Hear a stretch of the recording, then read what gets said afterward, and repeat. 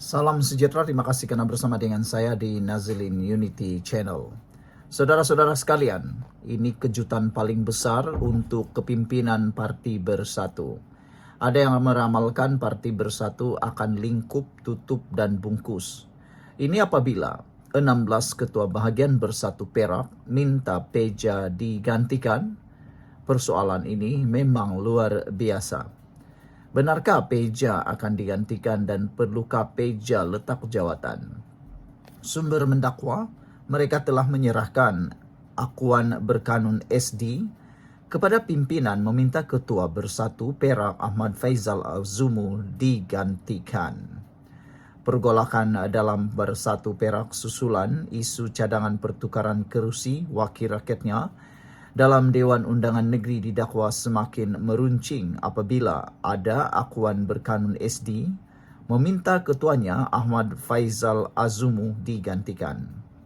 Perkara itu didedahkan salah seorang daripada ketua bahagian Bersatu di negeri itu yang enggan dinamakan.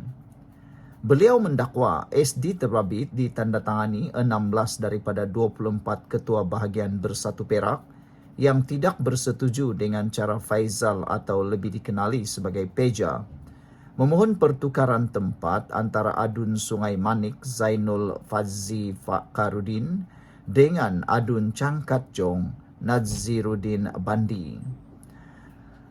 Menurut laporan ini, SD itu minta kedudukan Peja dikaji semula atau digantikan dengan pemimpin lain.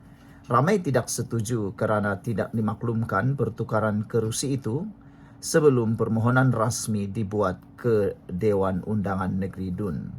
Surat itu diberi kepada Timbalan Presiden Hamzah Zainuddin pada minggu lalu. Sekarang kita tunggu arahan selanjutnya, katanya kepada FMT sambil menyifatkan tindakan Faizal memalukan Presiden Muhyiddin Yassin. Faizal yang juga pengerusi Perikatan Nasional PN Perak sebelum ini menjelaskan beliau membuat permintaan menukar kerusi itu susulan pelantikan Nadziruddin sebagai Setiausaha Bersatu Perak, jawatan dilepaskan Zainul. Tetapi beberapa bahagian Bersatu melihat cubaan membenarkan Nadziruddin mengambil alih peranan Zainul sebagai pemangku ketua pembangkang selepas Razman Zakaria dari PAS digantung selama 6 bulan. Zainul yang menjadi adun selama 4 penggal duduk bersebelahan Razman dan dalam Dewan Undangan Negeri Perak, manakala Nadziruddin berkhidmat untuk penggal pertama. Permintaan itu ditolak Speaker Dewan Undangan Negeri Perak Zahir Abdul Khalid, walaupun beliau bersetuju memindahkan Nadziruddin ke barisan depan 2 kerusi dari Zainul. Difahamkan, Hamzah diberi tanggungjawab untuk menangani isu membabitkan Bersatu Perak itu. Kamis lalu, beliau menafikan isu terbabit menyebabkan Bersatu Perak berpecah. FMT telah menghubungi pegawai Hamzah untuk mendapatkan maklum balas. Adakah dengan ini, geng Peja akan berpecah? Kerana seperti yang diketahui, Peja mempunyai kumpulan ataupun cai di dalam Parti Bersatu. Adakah kelemahan Peja ini akan memudaratkan Muhyiddin selaku Presiden Parti Bersatu dan pengerusi Perikatan Nasional?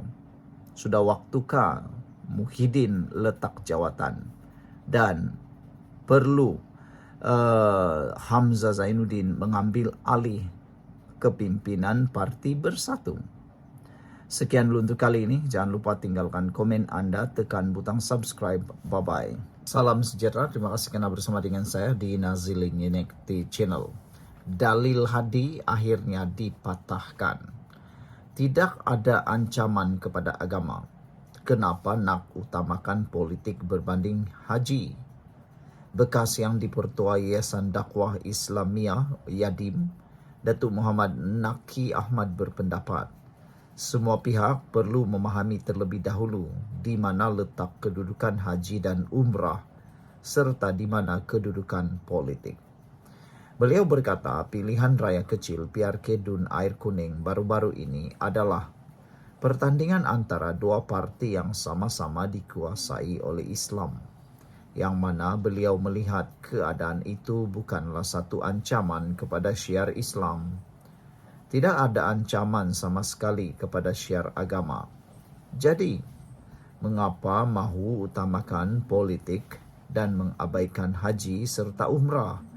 Soal beliau dalam satu wawancara memetik BH Online semalam. Muhammad Naki berkata, jika berlaku peralihan kuasa politik kepada orang bukan Islam yang berkemungkinan akan menghapuskan ibadah haji, maka pada waktu itulah undi boleh diutamakan berbanding ibadah fardu ain itu. Apabila ada perlawanan antara orang Islam dengan orang bukan Islam, yang sekiranya orang bukan Islam menang, maka haji akan dihapuskan, maka orang Islam mesti mempertahankan kuasa, kata beliau. Namun, dalam keadaan kita di Malaysia, UMNO lawan PAS sama-sama Islam.